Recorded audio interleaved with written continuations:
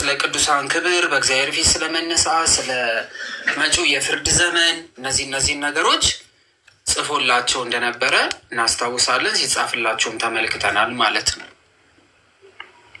ሲጻፍላቸው ተመልክተናል። ካስታወስን ትናንትና በመጨረሻው ሰዓት ከጌታ ፊት ከኃይሉን ክብር ርቀው በዘላለም ለሚኖሩ ሰዎች ምን ይላሉ ይላል? ይቀጣሉ ብሎ ቅዱስ ጳውሎስ ማቆሙን ተመልክተን ነበረ። ከእሱ ጋር ደግሞ የጸኑ ደግሞ ከእርሱ ጋር ደግሞ ያሉ ደግሞ የዘላለም ሕይወት ያገኛሉ ብሎ ነግሮን ነበረ ትናንትና ያቆሙ።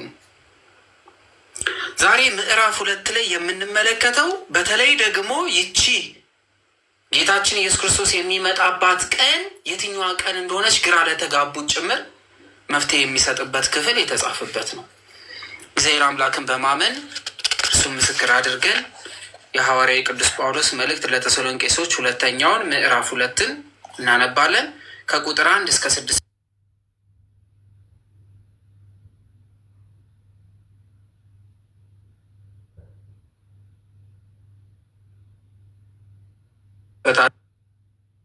አንብቡ። ስራ ላይ ያላችሁ በጆሮአችሁ አስተውሉ። ስትወጡ ደግሞ ክፍሉን አንብቡት።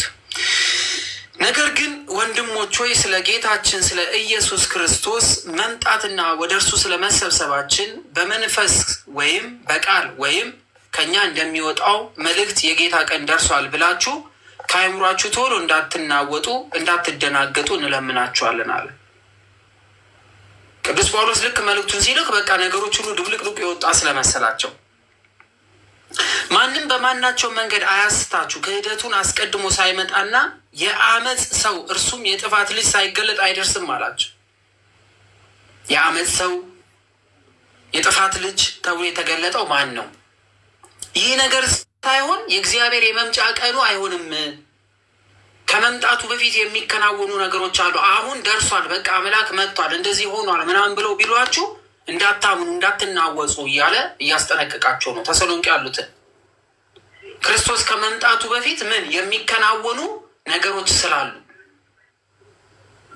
ስለዚህ ማንም በማናቸው መንገድ እንዳያሳስታችሁ፣ ክህደቱ አስቀድሞ ሳይመጣ የአመፃ ሰው እርሱም የጥፋት ልጅ ሳይገለጥ አይደርስምና እኔ እግዚአብሔር ነኝ ብሎ አዋጅ እየነገረ በእግዚአብሔር ቤተ መቅደስ እስኪቀመጥ ድረስ አምላክ ከተባለ ሁሉ ሰዎችም ከሚያመልኩት ሁሉ በላይ ራሱን ከፍ ከፍ የሚያደርገው ተቃዋሚ እርሱ ነው። ስለዚህ አሁን ሰምታችኋል። እቺን 2 ቀን ምናምን ታቦተ ጽዮን ሲያይ ሰልሎ ኢትዮጵያ ውስጥ እንዳለች ግን ደግሞ የሚጠበቀው በኃይል ዜናውን ካልሰማችሁ ስሙት ገብታችሁ በማይታይ ኃይል ታቦተ ጽዮን ኢትዮጵያ ውስጥ እየተጠበቀች ነው ብሎ ሲያይ እንኳን እስከሚመሰክር ዓለም ግራ እስከሚገባ የማይታወቁ ኃይሎች ምንድን ናቸው ኢትዮጵያ ውስጥ ያሉ ታቦተ ጽዮንን እየጠበቁ ያሉት ምንድን ናቸው ብለው ግራ እስከሚጋቡ ድረስ። ለምን ይሄንን ማጥናት አስፈልጋቸው ሲባል ቀያዮቹ ጊደሮች ገብተዋል። 3ኛው የቤተ መቅደስ ግንባታ ተጀምሯል። እስራኤል ምድር ያሉ ሌላ ሃይማኖቶች እንዲወጡ ይፈለጋሉ። እነዚህን መስዋዕቶች ማቅረብ ይፈልጋሉ። ታቦተ ጽዮንን ወደ መጀመሪያ ቦታ መመለስ ይፈልጋሉ። ከዛ ወዲያ ሐሳዊ መሲሁ ተገለጠ ይሉናል ማለት ነው። ይቺ ቀን እየደረሰች መሆኗን አስተውሉ። ስለዚህ እኔ እግዚአብሔር ነኝ ብሎ አዋጅ እየነገረ በእግዚአብሔር ቤተ መቅደስ፣ የእግዚአብሔር ቤተ መቅደስ የተባለው የሰለሞን ቤተ መቅደስ ነው፣ እስኪቀመጥ ድረስ አምላክ ከተባለ ሁሉ ሰዎችን ከሚያመልኩት ሁሉ በላይ ራሱን ከፍ ከፍ እስከሚያደርግ ድረስ ይህ ተቃዋሚ የተባለው ሐሳዊ መሲህ የሐሰት መሲህ ወይም የሐሰት ክርስቶስ ተብሎ የሚመጣው እስከሚመጣ ድረስ ገና ከእናንተ ጋር ሳለው ይህን እንዳልኋችሁ ትዝ አይላችሁምን? በገዛ ራሱ ጊዜ የሚገለጽ ዘንድ የሚከለክለውንም ሁሉ ታውቃላችሁ፣ በገዛ ራሱ ጊዜ የሚገለጽ ዘንድ የሚከለክለውን አሁን ታውቃላችሁ በማለት ቅዱስ ጳውሎስ ነገራቸው። ምንድን ነው እያለ ያለው ቅዱስ ጳውሎስ? ይህ በገዛ ራሱ የሚገለጥ ራሱን አምላክ ቤተ መቅደስ ላይ የሚሾው ምናምን ማን ነው? ትርጓሜው እንደዚህ ይላል። ከቁጥር 1 እስከ 6 ድረስ ባለው ውስጥ የተማርነው አሁን ቅዱስ ጳውሎስ ወንጌልን በሚሰብክበት ዘመን ምጽአተ ክርስቶስ እንደሚሆን የሚናገሩ ሰው ስለነበሩ አሁን ነው ምጽአት የሚሆነው። እሱ ክርስቶስ ገና ወንጌል እየሰበከ ጳውሎስ የምጽአት ቀን ከነገ ወዲያ ናት፣ የምጽአት ቀን የሚቀጥለው ወር ነው፣ የምጽአት ቀን የሚቀጥለው ሳምንት ነው እያሉ የሚናገሩ ስለነበሩ የተሰሎንቄ ሰዎች ህልፈተ ዓለም ደረሰ ብለው እንዳይደናገጡ፣ ዓለም የምታልፍበት ሰዓት ደረሰ፣ የዓለም ህልፈቱ አሁን ነው ብለው እንዳያስቡ፣ እንዳይደነግጡ፣ እንዳይፈሩ ቅዱስ ጳውሎስ ያስጠነቅቃቸዋል። ከእኛ እንደሚመጣ በመልእክት ማለት ቅዱስ ጳውሎስ የተናገረው መልእክት ጽፏል ብለው የሚናገሩ ሰው ስላሉ ቅዱስ ጳውሎስ በመጀመሪያ መልእክቱ ስለ መሄድ፣ ስለ መወሰድ፣ ስለ መለከት መነፋት ምናምን ጽፎላቸው ስለነበረ በቃ አሁን በጳውሎስ ዘመን ነው፣ ጳውሎስ አሁን እያለ ነው ይሄ ነገር የሚሆነው። አሁን ጳውሎስ በቃ ልክ ጳውሎስ ሲሞት ወይም ደግሞ ጳውሎስ ልክ የሆነ የሞት ነገር ምናምን ሲያጋጥመው በቃ የምጽአት ቀን አሁን ነው ብለው ተርጉመው የመጀመሪያ መልእክቱ ወደ ስህተት መንገድ የመሩ ስለነበሩ፣ ስለዚህ እንደዛ አይደለም እያለ ቅዱስ ጳውሎስ እንዳይደነግጡ ይነግራቸዋል። ክህደቱ አስቀድሞ ሳይመጣ የዓመፅ ሰው እርሱም የጥፋት ልጅ ሳይገለጥ አይደርስም ብሎ የተናገረው ዕለተ ምጽአት ከመድረሱ በፊት ስለሚታዩ ምልክቶች የማቴዎስ ወንጌል 24:3 ላይ የማቴዎስ ወንጌል ምዕራፍ 24 ከቁጥር 3 እስከ 28 ባለው ላይ የማርቆስ ወንጌል ምዕራፍ 13 ከቁጥር 4 እስከ 30 ባለው ላይ ጌታችን ኢየሱስ ክርስቶስ ስለመጨረሻዋ ጊዜ ምልክት የተናገረው እነዚህ ነገሮች ሳይፈጸሙ ሐሳዊ መሲህ ሳይመጣ የዓመፅ ሰው በምድር ላይ ዓመፅን የሚዘራ ሞትን የሚዘራ እነዚህ ነገሮች ሳይከናወኑ በፊት የምጽአት ቀን አይመጣም ብሎ ጳውሎስ ይነግራቸዋል። ቅዱስ ጳውሎስ ይነግራቸዋል። ቅዱስ ጳውሎስ ይነግራል። እዚህ የዮሐንስ ራእይ ምዕራፍ 13 ላይ የዮሐንስ ራእይ ምዕራፍ 13 ላይ ስለ ሐሳዊ መሲሁ ሲናገር የጥፋት ልጅ በማለት ይናገረዋል። እርሱን የማይከተሉትን የማይቀበሉትን ሁሉ እንደሚያጠፋቸው፣ እንደሚገላቸው፣ እንደሚያሰቃያቸው በተለይ ምድር ወደፊት የምትመለከተው ነገር እጅግ በጣም አደገኛ ነው። ይህ ሐሰተኛው መሲህ በመጣበት ሰዓት እሱን ያልተቀበሉትን ሁሉ የሚገል፣ እሱን ያላመኑትን ሁሉ የሚያጠፋ፣ ምድርን የሚበረብር፣ ድንቅ የሆኑ ተአምራትን ሁሉ የሚያሳይ የሚያስፈራ ጊዜ ከፊታችን እንደሚጠብቀን ይነግራቸዋል። ይህ ሳይፈጸም ክርስቶስ አይመጣም፣ ይህ ነገር ሊፈጸም ግዴታ ነው እያለ ቅዱስ ጳውሎስ ይነግራቸዋል። እኔ እግዚአብሔር ነኝ ብሎ አዋጅ እየነገረ በእግዚአብሔር ቤተ መቅደስ እስክቀመጥ ድረስ ብሎ ተናግሯል። ፍጡር ፍጡርነቱን ዘንግቶ ፈጣሪ ነኝ ወይም እግዚአብሔር ነኝ የሚል ከሆነ ከመጨረሻው የኃጢአት ጫፍ ላይ ወጥቷል ማለት ነው። ከዚህ በላይ ኃጢአት የለምና ሐሳዊ መሲሁ ደግሞ ምን ብሎ ይናገራል ማለት ነው? እኔ አምላክ ነኝ ብሎ ይናገራል። እኔ ፈጣሪ ነኝ ብሎ ይናገራል። ስለዚህ የመጨረሻው ጥግ ድረስ የሰው ልጆች በኃጢአት ይወድቃሉ። የእግዚአብሔር ቤተ መቅደስ ሲል አይሁድ ክርስቶስ ነው ብለው ስለሚቀበሉት፣ እግዚአብሔርን ወደሚያመልኩበት ቤተ መቅደስ ስለሚያስገቡት፣ አንድ ሐሳዊ መሲህ የሚነግሰው በኢየሩሳሌም ስለሆነ ኢየሩሳሌም የእግዚአብሔር ቤተ መቅደስ በመባል ስለምትታወቅ በነቢዩ ዳንኤል የጥፋት ርኩሰት በተቀደሰችው ስፍራ ቆሞ ስታዩ አንባቢው ያስተውል ብሎ የተናገረው እዚህ የማቴዎስ ወንጌል 24 ላይ ያለው የጥፋት ርኩሰት የተባለው ሐሳዊ መሲህ ሲሆን በተቀደሰችው ስፍራ በኢየሩሳሌም ክርስቶስ በቆመባት ቦታ ቆሞ አይሁዳውያኖች አምላካችን ብለው እየሰገዱለት እንደሚያቆዩት በዚህ በትንቢተ ዳንኤልም በሌሎችም ክፍሎች ተነግሯል። ስለዚህ ቅዱስ ጳውሎስ ይህን እያስታወሳቸው በእግዚአብሔር ቤተ መቅደስ እስከሚቀመጥ ድረስ አይሁዳውያኖች አምላካችን ብለው ይህን የሐሰት ሰው እስከሚያመልኩበት ድረስ የምጽአት ቀን አይመጣም ብሎ የተሰሎንቄ ሰዎች እንዲጽናኑ ይነግራቸዋል፣ ጊዜው ገና እንደሆነ። ሌላው አምላክ ከተባለ ሁሉ ሰዎችም ከሚያመልኩት ሁሉ በላይ ራሱን ከፍ ከፍ የሚያደርግ በማለት ጠቅሶታል።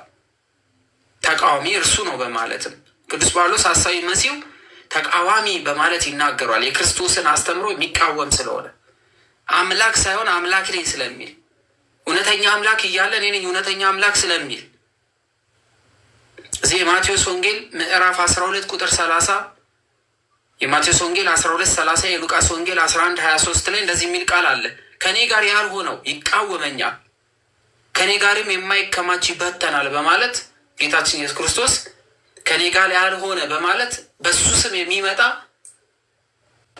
የክርስቶስን ግብሩን የኔ ግብር ነው ብሎ የክርስቶስን ስራ የኔ ስራ ነው ብሎ የሚመጣ ክርስቶስ በሚመለክበት ቦታ ላይ ሁሉ የክርስቶስን ስም አጥፍቶ እውነተኛ ክርስቶስ እኔ ነኝ ብሎ ያመኑትን ሁሉ እስከ መካድ የሚያደርስ ስለሆነ በዚህ በማቴዎስም በሉቃስ ወንጌልም ክርስቶስ የተናገረለት ይህ ሐሰተኛ መሲህ ስለሚመጣ አምላክ ከተባለ ሁሉ ሰዎችን ከሚያመልኩ ሁሉ በላይ ራሱን ከፍ ከፍ ያደርጋል ብሎ ይናገሯል።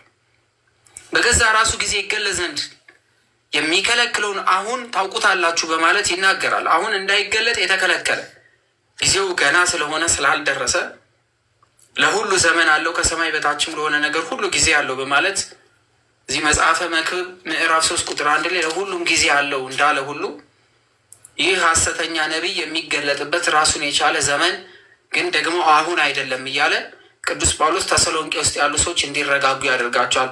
ሁለተኛው የቅዱስ ጳውሎስ ለተሰሎንቄ ሰው የተጻፈበት ዋነኛው ምክንያት የመጨረሻው ዘመን አሁን ነው ብለው የሚያስተምሩ ሰዎችን በመቃወም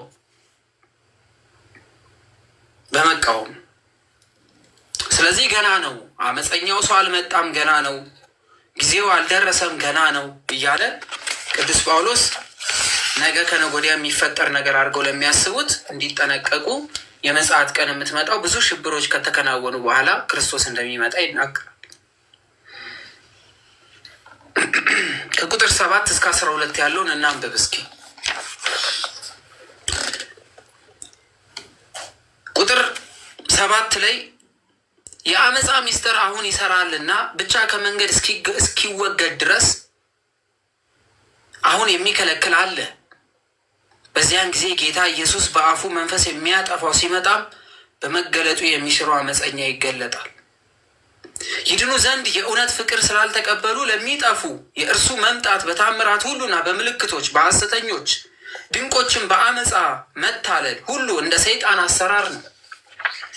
ስራዎች ሁሉ እንደ ሰይጣን የሚሰራ በአመፃ በታምራት በምናምን የተሞላ ስለዚህ ምክንያት በእውነት ያላመኑ ነገር ግን በአመፃ ደስ ይላቸው የነበሩ ሁሉ ፍርድን እንዲቀበሉ ሐሰትን ያምኑ ዘንድ እግዚአብሔር የስህተትን አሰራር ይልክባቸዋል።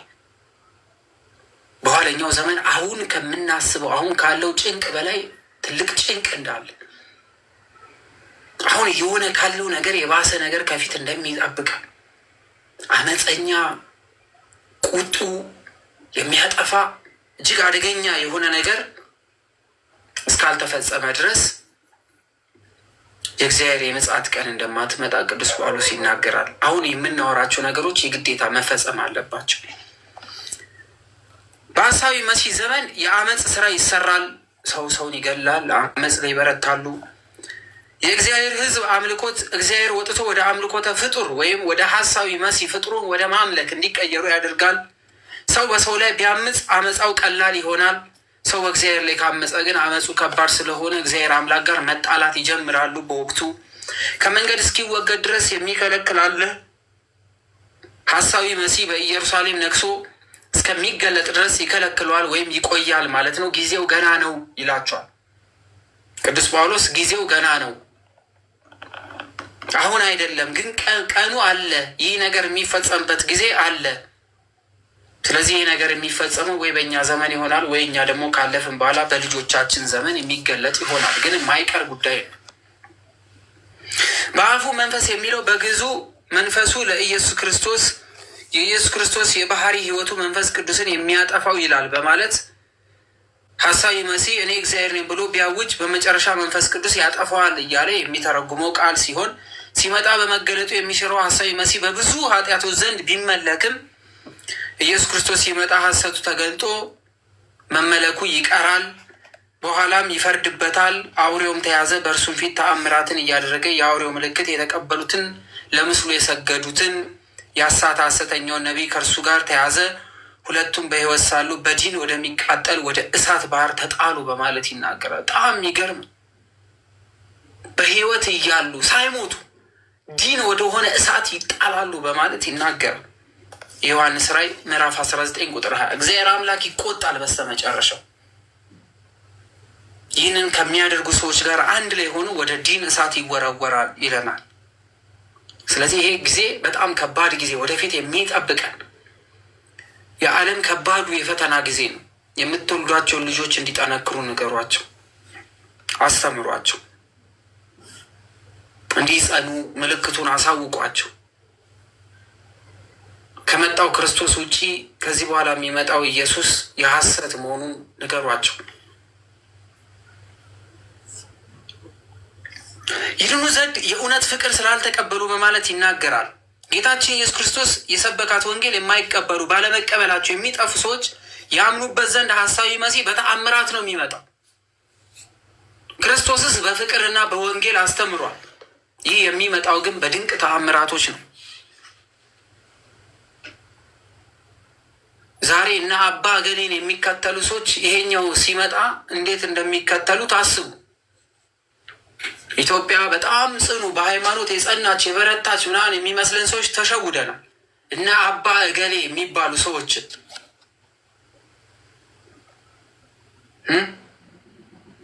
የመኪና ጎማቸውን የሚያስሙትን የተቀበለ ሕዝብ ይህንንማ እንዴት አድርጎ እንደሚቀበሉ ታስቡት። ዛሬ አቶ እንትና የሚባለውን ሰው ለመሸፈን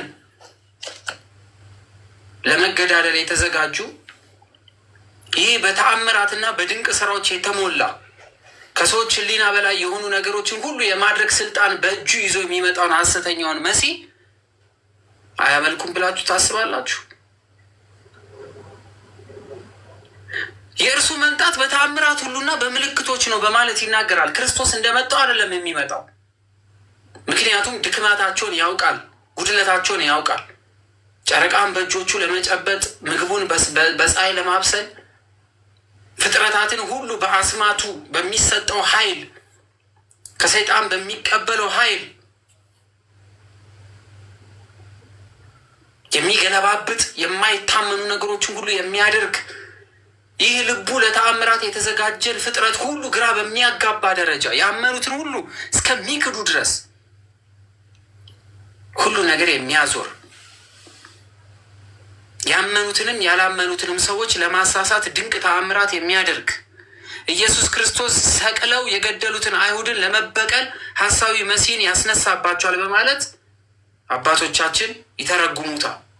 እውነተኛውን ክርስቶስን ሳይቀበሉ ሐሰተኛውን ክርስቶስን በመጠባበቅ ላይ አሉ።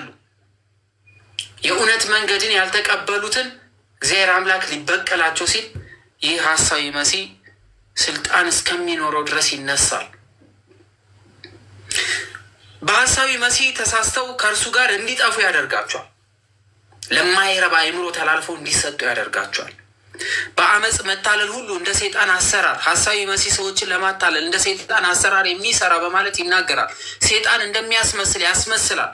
ሰይጣን ራሱን የብርሃን መልአክ እንዲመስል ራሱን ይለውጣል በማለት ሁለተኛ ቆሮንቶስ ምዕራፍ 11 ቁጥር 14 ላይ መልአክ ራሱን የብርሃን መልአክ እንደማድረግ በብዙ ስልጣናት የተሞላ እስከሚመስል ድረስ ራሱን እንደሚለውጥ ሁሉ ይህ ደግሞ እጅግ በጣም ከባድ እንደሆነ ይታያል። የሐሳዊ መሲህ ስዕል ወይም ምስል ትንፋሽ ያለው ሰው መስሎ እስከሚታይ ድረስ ምስሉን በተለያየ ቦታ እስከ ማስቀመጥ የእሱ ምስል በአንደበቱ እንዲናገር ሰዎች የሰሩትን በየቤታቸው ያለውን ነገር ሁሉ እንዲናገር በማድረግ እስከ ማስቀመጥ ምታታዊ ኃይልን የሚጎናጸፍ በመሆን ይቀመጣል። የዮሐንስ ራዕይ ምዕራፍ 13 ቁጥር 15 ላይ ገና ዓለም ወደፊት የምትመለከተው ነገር ምስቅልቅሉ የሚወጣበት ነው። አሁን ዓለም እየሮጠ ያለው፣ ዓለም እየሰራ ያለው፣ ዓለም እየተሯሯጠ ያለው ይህን ለማድረግ ነው። እኛ ዛሬ አሳ ይበላል አይበላም እንባባላለን። የቅዳሴ ጸበል ይጠጣል አይጠጣም።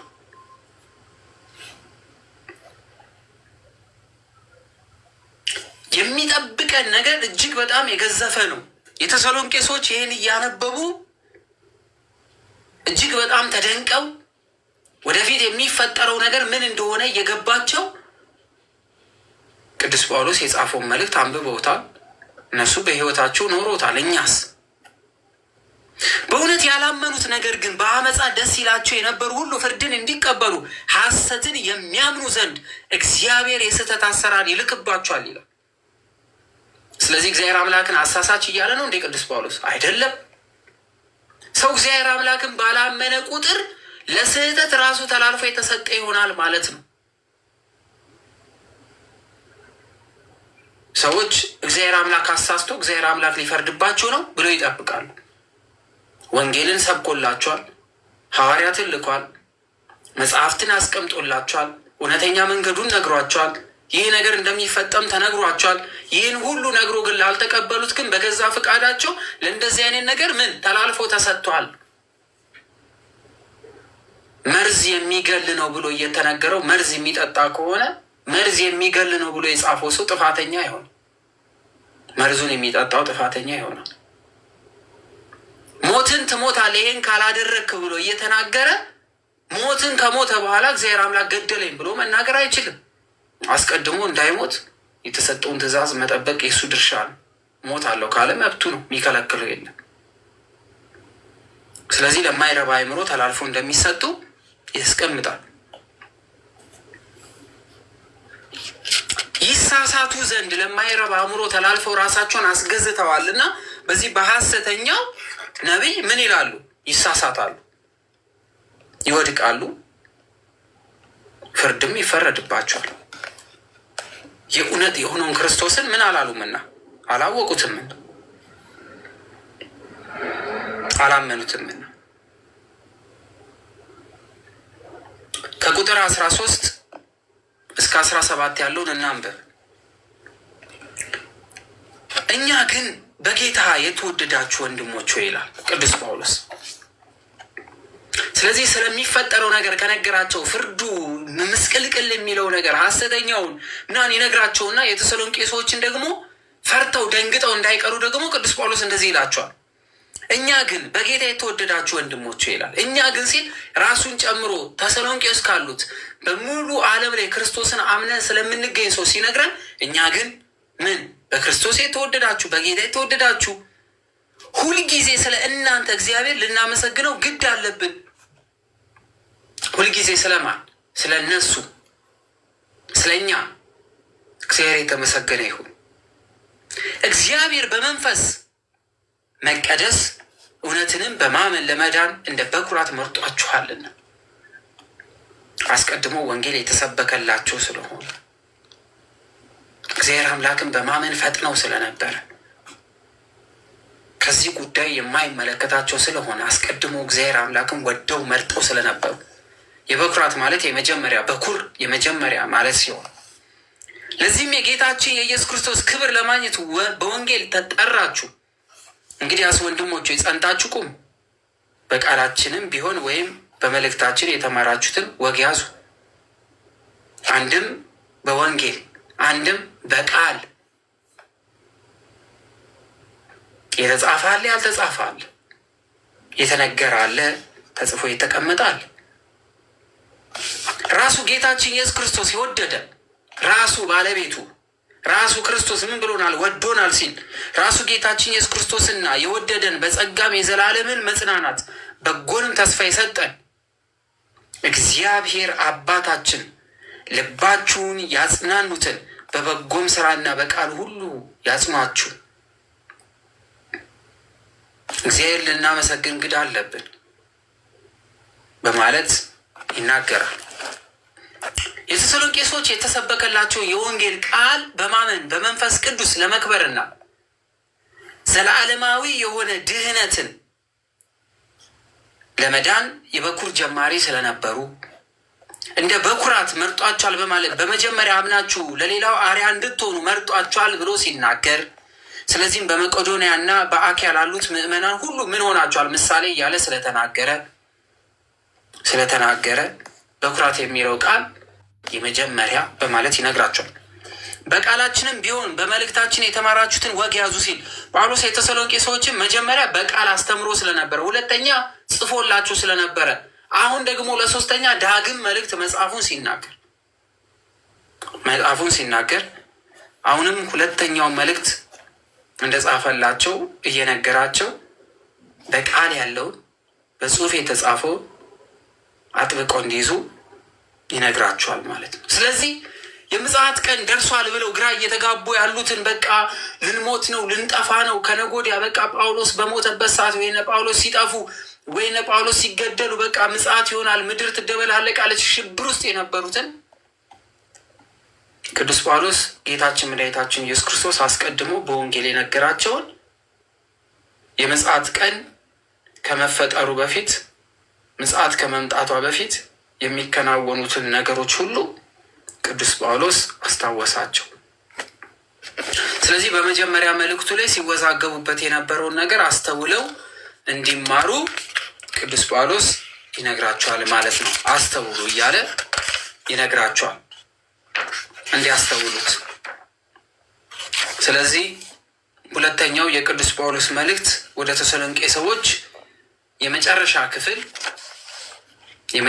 ክፍል ነገ ይቀረናል ማለት ነው። ስለዚህ ሁለተኛው የተሰሎንቄ መልእክት ስንት ምዕራፎች አሉት?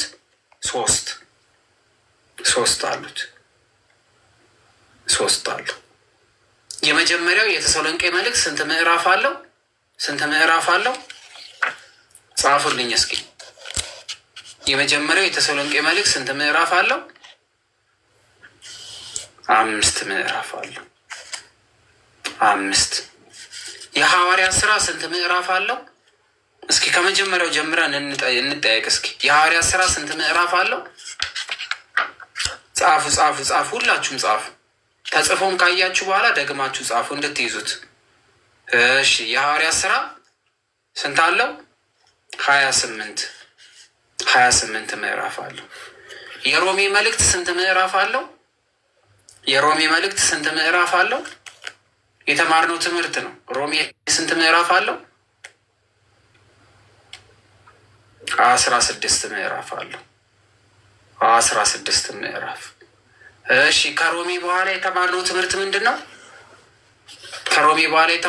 ስንት ምንድን ነው? ጻፉ። አሁን ቶሎ የማስታወስ ስራ ነው።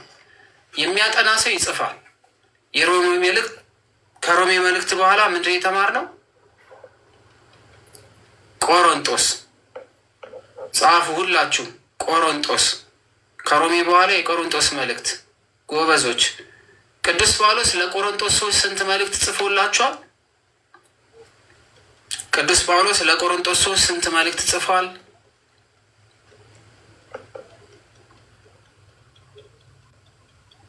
ስንት ጽፏል? እስኪ ሁላችሁም ተሳተፉ። በተለይ ተማሪ የሆናችሁ በጣም ነው የምጠብቀው ከእናንተ።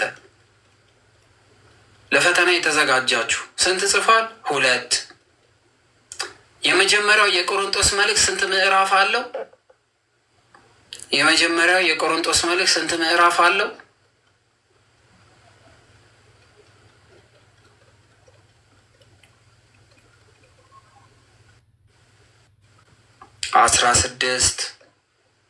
16 ጎበዞች። 16 እሺ። ሁለተኛ የቆሮንጦስ መልእክት ስንት ምዕራፍ አለው? ሁለተኛ የቆሮንጦስ መልእክት ስንት ምዕራፍ አለው?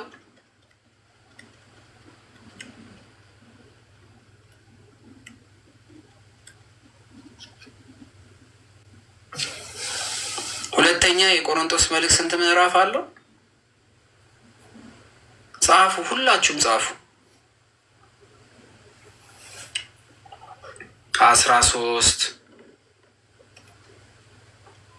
13 እሺ። ከቆሮንጦስ በኋላ ምንድን ነው የተማርነው? ቅዱስ ጳውሎስ ከቆሮንጦስ በኋላ ምንድን ነው የተማርነው?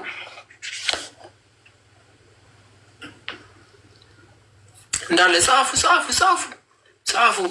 እርግጠኛ ነኝ እቺ የጾም ወቅት ግራ አጋብታችኋለች። ትምህርት እያስታውሳችሁ አይመስለኝም። ገላትያ ጎበዞች። ገላትያ ቅዱስ ጳውሎስ ለገላትያ 3 ስንት ምዕራፍ ጽፎላችኋል? ጻፉ ጎበዞች። ስንት ምዕራፍ ጽፈዋል ገላትያ? 6 ጎበዞች። ታዲያ ከዚህ በላይ ጀግንነት አለ እንዴ? አሪፍ። ግን ይቀራችኋል። እሺ፣ አስታውሱ። እየገለበጣችሁ ደጋግማችሁ። እሺ፣ ጥሩ። ቅዱስ ጳውሎስ ከገላትያ በኋላ ምን መልእክት ጽፈዋል? ከገላትያ በኋላ የጻፈው ገላትያን ከጻፈ በኋላ ምን ጻፈ? ኤፌሶን። ጎበዞች። ኤፌሶን። ቅዱስ ጳውሎስ ለኤፌሶን ስንት መልእክት ጻፈ? ቅዱስ ጳውሎስ ለኤፌሶን 3 ስንት መልእክት ጻፈ? 6 እሺ ቅዱስ ጳውሎስ ለኤፌሶን ሰዎች ስንት ጊዜ መልእክት ጻፈ?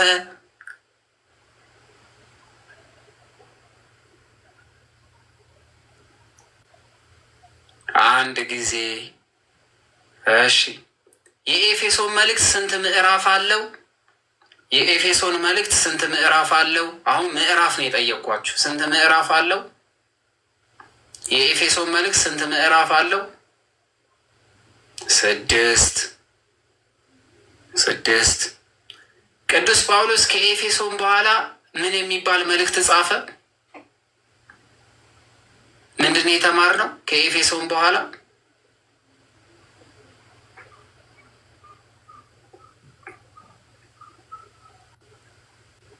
ፊልጵስዩስ። ጎበዞች። ፊልጵስዩስ። ወደ ፊልጵስዩስ ሰዎች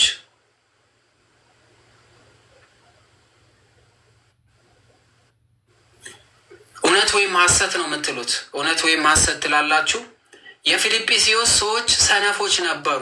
እውነት ሐሰት? የፊልጵስዩስ ሰዎች ሰነፎች ነበሩ። እውነት ወይስ ሐሰት?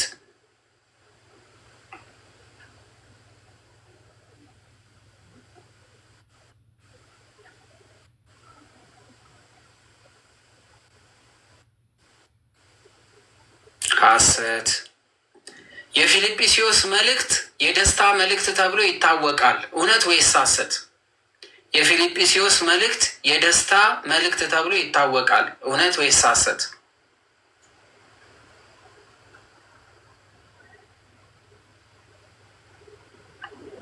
እውነት። ጥሩ። እሺ ወደ ፊልጵስዩስ ሰዎች ስንት መልእክት ጻፈ ቅዱስ ጳውሎስ? ለፊልጵስዩስ ሰዎች ስንት መልእክት ጻፈ?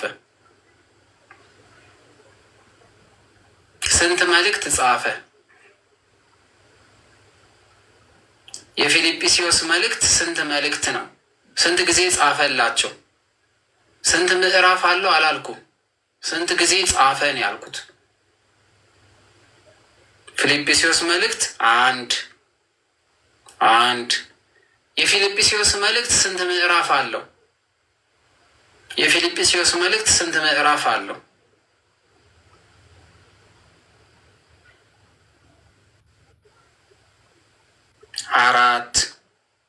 4 ጥሩ። ከፊልጵስዩስ ሰዎች በኋላ ቅዱስ ጳውሎስ ምን ጻፈ? ምንድን ነው የተማርነው? የፊልጵስዩስን ከተማርን በኋላ ምን ተማርን? ቆላሲያስ ጻፉ። በስማም ይሄ ሁሉ ተምረናል። እንዴት ነው ደስ የሚለው! መድኃኒዓለም ቆላሲያስ። ለቆላሲያስ ሰዎች ስንት ጊዜ መልእክት ጻፈላቸው ጳውሎስ? ለቆላሲያስ ሰዎች ስንት ጊዜ መልእክት ጻፈላቸው?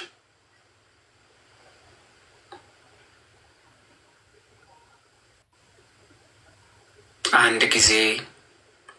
የቆላሲያስ መልእክት ስንት ምዕራፍ አለው?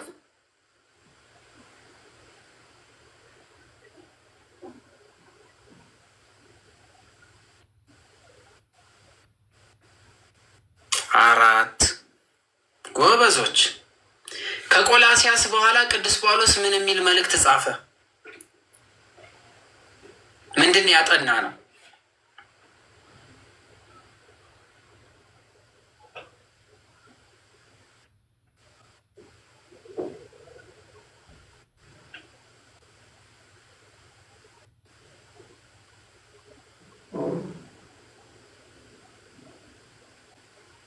ተሰሎንቄ። ቅዱስ ጳውሎስ ለተሰሎንቄ ሰዎች ስንት ጊዜ መልእክት ጻፈ?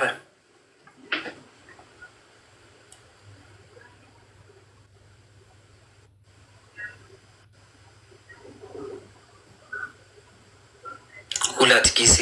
በትክክል። ለተሰሎንቄ ሰዎች የመጀመሪያው መልእክት ስንት ምዕራፍ አለው?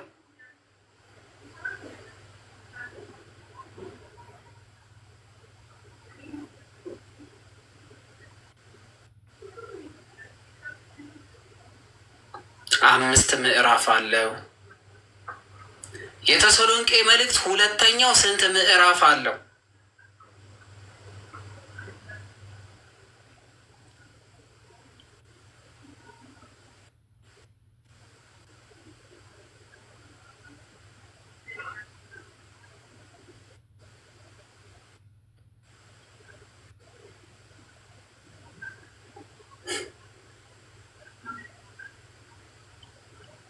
በጣም ጎበዞች። እስኪ ይቺ የሆነች እንትን ልብ ያለባትን ቅርጽ ሁላችሁም ለራሳችሁ እስቲ ሁላችሁም ኮሜንት ያደረጋችሁ የልብ ቅርጽ ያለውን ይሄ በቀዩ ያለውን እንዳለ አድርጉት። እስኪ ኮሜንት ላይ ሁላችሁም አድርጉት፣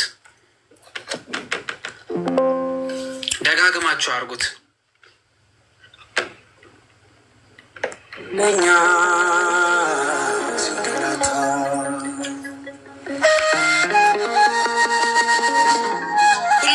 ደጋግማችሁ አድርጉት ለሁላችሁ።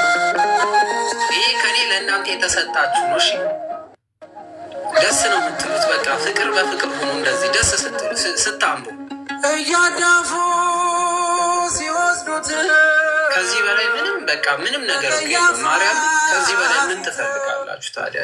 ያው መጽሐፍ ቅዱስ ማጥናት ማለት ይሄ ነው። ሌላ አዲስ ነገር የለውም። በተቻለን አቅም አሁን ቢያንስ ትንሽዬ እውቀት አለችን፣ ብዙ አይደለም። እንደ ሊቃውንቱ አቅም የለም። እኛ ግን እውቀት ትንሽዬም ብትሆን ስለ መጽሐፍ ቅዱስ ስለ ጳውሎስ አወቅን። ደስ አይልም? መልካም ቦታ ከኋላችሁ በእንደዚህ ልብ በልብ ፍቅራችሁ በልብ የተሞላ በእግዚአብሔር ፊት እንደዚህ ፍቅር የሆናችሁ ትሆናላችሁ። በቃ ያላወቁትን እያገዛችሁ እየተጋገዛችሁ እየተዋደዳችሁ እየተከባበራችሁ ህብረት እየፈጠራችሁ ፍቅር እየሆናችሁ የአንዱ ህመማችሁ እየሆነ ምናምን እንዴት እንደምታሙ አሁን ይሄ የሶሻል ሚዲያው እዚህ ላይ ያለ የምንጠያየቅ ነው። እኔ መቼ መሰላችሁ አንገቴን ቀና አድርጌ አሁን የሚሄደው የእውነት በጣም ቋሚ የሆናችሁ ተማሪዎች በጠቅላላ እዚህ ውስጥ ያላችሁ እዛ ውስጥ ብትገቡ ደስ ይለኛል። እንዳለ እዚህ ውስጥ ያላችሁ እህት ወንድሞች ፈተናውን 90 ቢያንስ ከ90 በታች ሳታመጡ አልፋችሁ የመጨረሻው ሰርተፍኬት የምናደርግበት 2018 እግዚአብሔር አምላክ ፈቅዶ እንደ እግዚአብሔር አምላክ ረድቶን ታላቅ ጉባኤ አዘጋጅተን ራሳችሁን በምን አይነት መንገድ ተጉዛችሁ መስከረም 10 ለእግዚአብሔር አምላክ ብሎ ከደረስን እንዴት እንደደረስን የምታመሰግኑበት የዛች ቀን ላይ የምትመረቁ ልጆች ያኔን የአንገቴን ቀና አድርጌ እንዴት ታደርጉኛላችሁ? መልሴ የሚሆነው ልክ ቅዱስ ጳውሎስ እንደዚህ ነው አይደለ? የዛ ሁሉ ልፋቴ የዛ ሁሉ ድካም ጥረቴ ምስክሮች የሚሆኑት እናንተ ናችሁ አይደል ያላቸው። ከሱ ስር ሆኖ የተማሩትን ዛሬ ለሚሰድቡን፣ ዛሬ ለሚያንቋሽሹን፣ ዛሬ ምንም ስራ አይሰሩም እነዚህ ምናምን ለሚሉን ወንድሞቻችን እናንተ ናችሁ አክሊሎቻችን የምትሆኑት። የስራችን ውጤት የምትሆኑት እናንተ ናችሁ። መልስ በመመለስ ሳይሆን ሰው በስራው ያሳያል። በቃ ያቺ ቀን እስከምትመጣ እጠብቃለሁ። እግዚአብሔር ያጽና የምትሉኝ ያቺን ቀን እናንተ ድል ስታደርጉ እንደዚህም ይቻላል እንዴ እስከሚባል ድረስ ሰው ሙሉ ለሙሉ ሳትሰንፉ ሳትደክሙ ይሄ የአንድ ሰሞን ደስታ የሆነ ሰሞን ደግሞ ደካማ ምናምን ሳንሆን ጸንተን ተምረን እንድንጨርስ እግዚአብሔር አምላክ ይርዳን። የሐዋርያው ቅዱስ ጳውሎስ በረከት ከሁላችን ጋር ይሁን። ለ12ቱ ሐዋርያት ኃይልና ብርታትን የሰጠ እግዚአብሔር አምላክ ለሁላችን ብርታት ይስጠን። 120ዎቹ ቤተሰቦች በአንድ ልብ ሆነው ጸንተው ሲጸልዩ የተቀበለ እግዚአብሔር አምላክ ይቀበለን። በልባችን ያለውን ሳይሆን እንደ እርሱ ፍቅር፣ ቸርነት፣ ምሕረቱ እግዚአብሔር አምላክ ይጎብኘን። የታመሙትን እግዚአብሔር አምላክ ይማርልን። የደከሙትን እግዚአብሔር አምላክ ያጽናልን። የተሰደዱትን እግዚአብሔር አምላክ ሞገስ ይሁነን። ወደ ሀገር ቤት ስንመለስ በፍቅር ዮሴፍ አባቱን በክብር እንዳገኘ ያዕቆብን እንዳገኘ ሁሉ እኛም ቤተሰቦቻችን በክብር እንድናገኝ ይሁንልን። ሀገር የሚጠብቁትን እግዚአብሔር አምላክ ይጠብቃቸው። ወደኋላ የተመለሱትን እግዚአብሔር አምላክ ያጽናቸው። ወደፊት የገፉትን እግዚአብሔር አምላክ መንገድ ይሁናቸው። በጨለማ ውስጥ የወደቁትን እግዚአብሔር አምላክ ብርሃን ይሁናቸው። በየሰው ሀገሩ እስር ቤት ውስጥ የሚሰቃዩትን እግዚአብሔር አምላክ የምስራት ዜና ያሰማቸው። ለሀገራችን መሪዎች እግዚአብሔር አምላክ መልካም ልብ ይስጣቸው። ለጨካኞች የሚራራ አይምሮን እግዚአብሔር አምላክ ያድልልን። ለዓለማችን ሰላም ፍቅርን እግዚአብሔር አምላክ ይስጥልን። በዓለም ላይ ያለችዋን አንዲቷን ቅድስት ቤተክርስቲያን እግዚአብሔር አምላክ ይጠብቅልን።